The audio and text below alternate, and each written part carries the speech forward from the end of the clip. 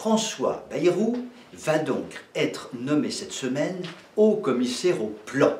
Je voudrais vous raconter une petite anecdote personnelle. En octobre 2004, je suis appelé par le commissaire au plan de l'époque, Alain Etchegoyen, qui me demande de venir le voir. Je vais le voir, nous discutons à bâton rompu et Alain Etchegoyen me propose de faire des choses avec lui.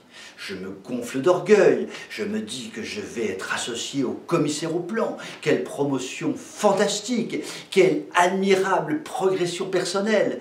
J'en tressaille de joie et je bois le soir même une bouteille entière de champagne pour fêter l'événement. Quelques heures ou quelques jours plus tard, je ne me rappelle plus très bien, Dominique de Villepin, alors Premier ministre, raye d'un trait de plume le commissariat au plan, estimant que l'organisme ne sert à rien.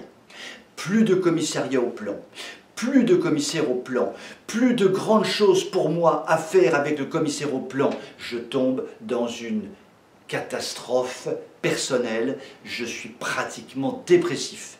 Eh bien, en 2020, par le miracle macronien, le commissariat au plan est recréé et François Bayrou en est nommé haut commissaire. Splendide. Bon, nommer François Bayrou haut commissaire au plan, c'est à peu près comme me nommer grand mamamouchi. François Bayrou n'a aucune compétence pour planifier l'économie française, puisque ses connaissances en économie et en finance semblent assez maigrichonnes. Mais là n'est pas le sujet. Est-il opportun aujourd'hui de recréer une sorte d'outil considéré comme complètement inutile il y a presque 20 ans ? À l'évidence, cela pose problème. Et d'ailleurs, ce commissariat au plan, cette planification française fait furieusement penser à la planification soviétique, à cette magnifique planification qui a conduit l'URSS à sa ruine purement et simplement. Donc, recréer un commissariat au plan n'était probablement pas indispensable. Cela dit, Macron, en faisant cette manœuvre habile, neutralise complètement François Bayrou et va récolter aux élections présidentielles qui approchent les quelques voix que représente son parti. Finalement, chacun sait que lorsque l'on veut faire grossir le pain que l'on fait cuire, on met un peu de levure.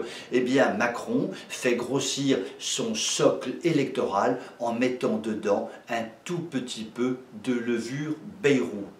Finalement, la morale de cette histoire, c'est que faire de la politique, ça n'est pas si compliqué que cela. Sur ces très belles paroles, je vous souhaite une excellente soirée et je vous dis à demain.